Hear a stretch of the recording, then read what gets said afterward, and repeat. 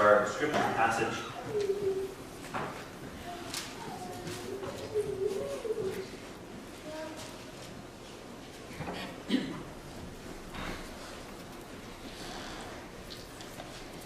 On the third day, a wedding took place at Cana in Galilee.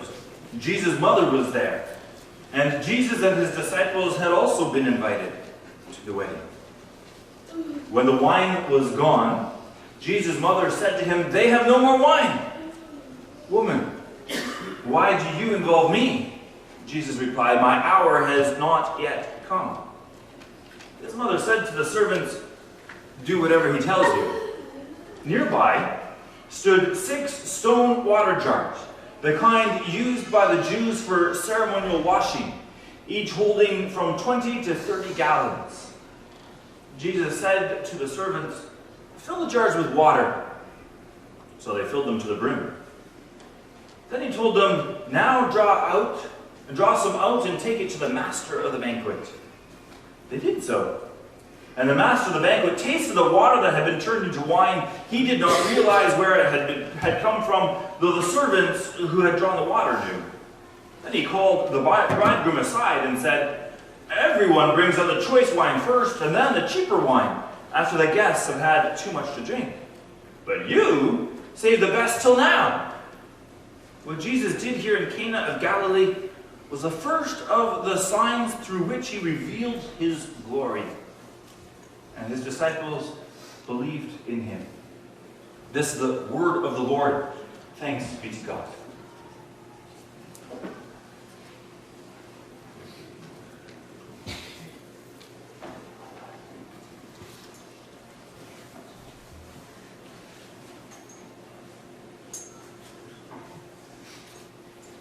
Dearly loved people of God, Advent is a season of counting down the days until the celebration of Jesus coming. Anybody have an Advent calendar at home? That you open a little window and you get a chocolate or apparently now a Lego piece, or there's some even that make jewelry in there. You can spend a few $1,000s on these things apparently. Counting down the days to Christmas, to our celebration of Jesus coming. At least usually it's a celebration of counting down the days until we celebrate Jesus' birth. And so we talk about Jesus in a manger, and we look at the prophecies that talk about where he's going to be born and when and how. But that's not what John is focused on. John's focus is different. In Luke's gospel, which we read a year or so ago, the whole first chapter shows all the preparation that God had before Luke chapter 2 shows us Jesus' birth. John's gospel doesn't focus on Jesus' birth at all. It's counting down the hours as well. And Jesus is pointing to a certain hour that it's coming. But when we read in this part of the passage of the book, that hour hasn't come yet. The main event of Jesus' life is coming. But like Jesus said so bluntly to his mother, "My hour has not yet come." Jesus is pointing ahead to a different time, to a time when he's going to be lifted up. A time when he's lifted up and he draws all eyes to himself because he reveals his glory at that time. This wedding is not the time, and Cana is not the place where this happens. And yet, at this wedding in Cana, Jesus lifts the curtain just a little bit. So some of the glory seeps out, that you can see a glimmer, a glimpse of the radiance of Jesus' glory in the miraculous sign that he performed. This miracle that Jesus did at that wedding in Cana is a sign of things that are to come. I mean, that's what signs do, isn't it? Signs point out what's coming ahead. And so if you drive down the road and you see a sign like this, what does it tell you? You're going to be losing a lane, right? Get over, because you're going to lose your lane. What about this one? The stop sign is ahead, right? And so the signs, you guys know how to interpret it. There's no words on those signs. But you know how to read these signs. That's one of the challenges that we have when we find signs in literature. In fact, when we talked about this a couple weeks ago in our youth group, that was one of the biggest frustrations that kids had in their literature classes. My English teacher sees signs and symbols all over the place, and when I say what I think it is, well, I'm wrong. It's awkward, isn't it? And yet when John tells us in this gospel that this is a sign, then we need to stop and consider, well, what does this signify? What is this sign pointing ahead to? Running out of wine. Running out of wine at a wedding is really embarrassing. For the host, at least. And everybody feels kind of awkward about it. Well, maybe we shouldn't have drunk so much earlier. And so prompted by his mother, Jesus actually does the miracle that she's looking for. And he provides wine for this feast, for this wedding banquet. And not just a little wine. 6 large stone jars filled to the brim with water that got transformed into wine. And I told the kids it's roughly 1.5 times what this stock tank holds. And this isn't just cheap stuff. The master of the banquet is impressed. This is delectable wine. And he's astounded, and he kind of goes up to the master, to the groom, and says, well, what's this? Most people, nudge, nudge, wink, wink, serve the good wine first and then the cheap stuff later when everybody's into their cups a little bit. But you, this is weird. This is the best stuff I've ever had. Why did you save this to now? Because this wedding feast has been going on for quite a while already. Wedding feasts in Galilee in Jesus' time went on for days, not for hours. And yet, here in the last few days of the feast, there's still really, really good wine available. That's weird. And yet it's a sign of other things, that people in that time and in that culture would have had flags go up. It would have made connections in their mind, connections that you may or may not understand if you're not really familiar with their culture. And so making all those 6 jars of water into wine, well, that made connections for people. It might surprise you to know that the Greek god Pan was worshipped in some areas in Galilee, actually in all of Judea. Pan was that goat-shaped, man-shaped goat god of the Greeks, associated with the pan flute, associated with wild parties and lots and lots and lots of wine, and some really nasty sexual behavior. And down in Caesarea Philippi was a place that was considered the gateway to the underworld. And this is where Pan and Dionysus and a whole bunch of other gods were worshipped. And in this area there was a cave, and out of that cave came lots and lots and lots of water. You can see the creek still going there. And during one of their festivities, as they were involved in all the celebrations that comes along with Pan worship, really, really wild partying, in part of the ceremony, one evening they took 3 jars of empty jars and sealed them inside the cave so that presumably nobody could get there. And when everybody came back the next morning, those jars were filled to the brim with wine. A miracle, supposedly, of Pan. How did that happen? What's going on there? And yet it was fuel for continuing the drinking party that they did for celebrating Pan. And people in Cana were not so far removed. It was about 60 kilometers, give or take. So that when Jesus transformed 6 jars of water into wine, the connections go. Who can do such a thing? I mean, this is double what usually happens way down south over there in Caesarea Philippi. What are we looking at here? What are we talking about? But there's more. Jews who are waiting for the redemption of Israel had the Old Testament prophets' prophecies ringing through their ears. They understood from God's word how both Joel and Amos pointed ahead to the great and dreadful day of the Lord. The day of the Lord when God would come and meet with his people, would deal with disobedience, and would restore his people. What did that day look like? That's what Joel said in chapter 3. In that day, the mountains would drip with new wine, and the river hills would flow with milk, and all the ravines of Judah will run with water. There's an abundance of milk and water, but also of wine. And Amos says something similar in chapter 9. The days are coming, declares the Lord, when the reaper will overtake the plowman, and the planter by the one treading the grapes. New wine will drip from the mountains and flow from all the hills. Kind of sounds like this miracle, doesn't it? I mean, if you have jars brimming with that much wine, it's almost like the mountains are flowing with it. But that's not all. Isaiah has something to say in chapter 25 as well. On this mountain, talking about Jerusalem, the Lord Almighty will prepare a feast of rich food for all peoples, a banquet of aged wine, the best of meats, and the finest of wines.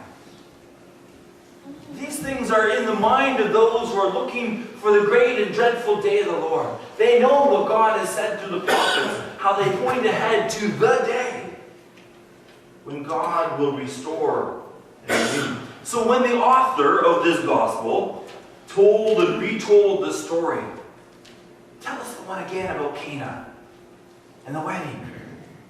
When he told that story, the Gentiles and Jews alike sat up with excitement. This miracle of so much wine means that God is on the move. God is doing something astounding and amazing. God is present in a powerful way. And if God is on the move, if the day of the Lord is dawning, then God's judgment on sin is not far behind. It means a day of cleansing, a day of purifying God's dearly loved people. The Lord is about to redeem, he's about to renew, he's about to reestablish his covenant people, about to fix up his broken and sin-stained world. And that's connected. Because did you know what these jars, these 6 jars, were doing standing in the hallway there? In the feast hall? What were those stone jars usually used for? Well, the water that was in them was used for ceremonial cleansing. This is a Jewish ritual based on God's instructions. If I'm going to live in your midst, you have to be holy people, you have to be pure, you have to be clean. And all human interaction, ever since Adam and Eve disobeyed, it's all tainted with disobedience, tinged with impure thoughts, with impure motives, with impure desires. I see that myself. I'll let you be the judge of you. But there are impure thoughts and mixed motives, impure desires that run through our brain.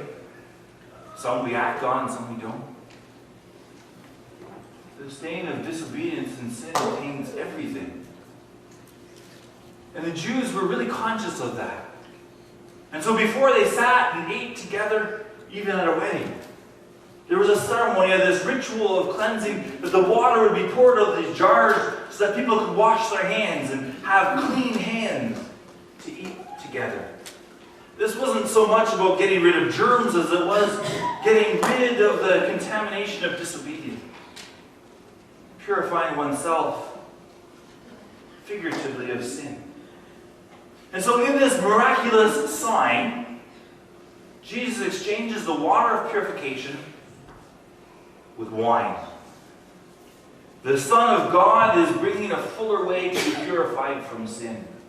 This doesn't sidestep human guilt, nor divine punishment. The punishment for sin, as you know, is always death. Jesus came into his creation in order to take that human punishment upon himself. The miraculous sign that Jesus presented in Cana pointed ahead to the hour of reckoning with human disobedience. It pointed ahead to the hour when Jesus would be lifted up to bear the curse against human sin. When did that take place? Well, in John's Gospel, Jesus first said that the hour had come when he was being brought into the city of Jerusalem, what we know as Palm Sunday, that triumphal entrance. When he's on his way into that city, as he's going up that mountain that Isaiah was talking about, he says the hour has come. And in the evening that he was betrayed, he said the same thing 2 more times. The hour has come. The way that John tells the gospel, Jesus' hour of glory, when he shone at his most bright, was when he was lifted up on the cross. On that day, hope dawned for all humankind. For Jesus dealt with our disobedience. He suffered the punishment that we deserve, so that in him we might have life and forgiveness, purification, cleansing. We have become God's holy and dearly loved people. He's made it possible for us to become children of God. You see, grace and truth meet in the person of Jesus Christ. He bears punishment for sin so that all who look to Jesus in faith are forgiven their sin, their disobedience. Because the Son of God was crucified, you get to be a child of God. Can I try a thought on you? And do with it what you want. You know how I said earlier, sometimes we debate these things in English or literature classes about whether the symbolism actually fits or not. Can I try one out on you? I wonder if you think that it's too big of a leap to draw a connection between the water of purification that got turned into wine and our celebration of the Lord's Supper, where we use wine, the cup, grape juice at least, as a reminder of Jesus' blood that flowed on the cross, purifying us from sin. Is that too big of a leap to make the connection between the wine at this wedding celebration and the wine or the cup that we use at the Lord's Supper? No. I'm still working on that one. We have some time. The next time we celebrate the Lord's Supper is December the 29th. But that bears some thinking, doesn't it? That is a lot of purifying wine. That Jesus' blood purified so many people. I know some of you are saying these signs and symbols are great things for scholars to talk about. What does that have to do with me? I think John had something in mind as he recorded these events.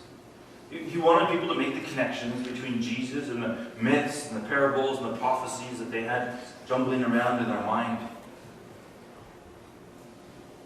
John doesn't just say this is the first of Jesus' signs. He said what Jesus did here in Cana of Galilee was the first of the signs through which he revealed his glory, and his disciples believed in him. So there's a call for a response of those who are becoming disciples of Jesus, followers of Jesus. There's an invitation to believe, to put your hope and trust completely in him. What does it mean to believe in someone or something? It's more than just admitting that something's true. It calls you to put your money where your mouth is. Belief always leads to action. You act a certain way based on your beliefs. And so this week I took this picture of all those geese standing on the ice, not far from here, just up the road. Now that ice held geese. Do you think that will hold you? Well, the way that you could demonstrate that you think ice would hold you, and people walk on that pond all winter long, don't they? They go ice fishing there. The way to prove that you believe that the ice is thick enough is to step out onto it, right? And if you get wet, you know that it's not strong enough. But it's really easy to look at it and say, yeah, that'll hold me. Or that'll hold you even better. But the truth of your belief in the thickness of the ice is actually stepping out and walking across the ice. Faith is seen in action, right?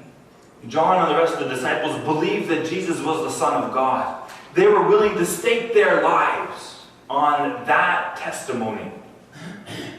And some of them did. John did, for sure. He went to the island of Patmos because of his testimony that Jesus is the Christ, the Savior of the world. And as Jesus' disciples, their goal was to be like Jesus, to behave like Jesus. And there's a generosity and a lavishness to this miracle that, well, quite literally is breathtaking. I mean, did I mention that Jesus made lots and lots and lots of wine? Lavish gift to the wedding couple, wasn't it? People are still talking about that party 2,000 years later. You think there's this implicit expectation that Jesus' followers then would be generous the way that Jesus was as well? Maybe it's implicit here, but in Luke's gospel, Jesus makes those instructions explicit. He says it right out. He says, give and it will be given to you, a good measure, pressed down, shaken together, running over, will be poured into your lap. For with the measure you use, it will be measured to you. In our feasting around Christmas time, in our giving, there's opportunity to be generous with the people around you. And it doesn't just take face time to do that. Every day the invitation is to imitate the generosity, the way that God has lavished so many good things on us, on you. I'm not talking about donations to Tillsonburg Christian Reformed Church. We've already taken the offering. Although the principle probably applies there too. Talking about plain everyday generosity. Jesus is talking about the day, demonstrating the day when the mountains flow with new wine, when God provides this feast for all humankind, that the Lord's Supper is just a foretaste of that great feast, that banquet, when Jesus as the groom and the church as the bridegroom are united, and that celebration goes on and on and on, not for hours, not for days, but for centuries. We get to celebrate what Jesus has done, and we can't do that just in a plain sort of way. I mean, of course, there's limits to what you want. You don't want to get into debt in order to celebrate Christmas, though some people do. And I'm not saying you should get drunk or that you should gorge yourself. The Bible is quite clear about not losing control of yourself, not endangering others. But there is room for feasting and for celebration, for generosity, for hospitality, for rejoicing and celebrate with good food and good drink. The goodness and providence, the grace, the mercy that God has lavished on you in the person of Jesus Christ. If God has blessed you with plenty of food, with plenty to drink, share it with other people. If God has blessed you with plenty of other resources, don't hoard it to yourself. As generously as God gave that to you, extend that to others. Give and it will be given to you. A good measure, pressed down, shaken together, running over.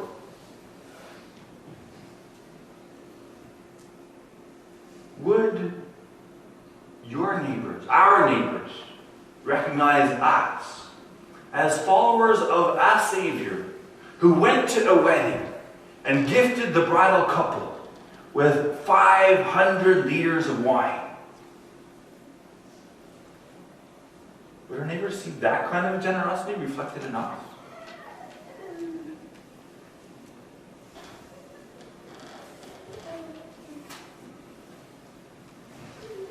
In response, we're going to stand and sing Refiner's Fire.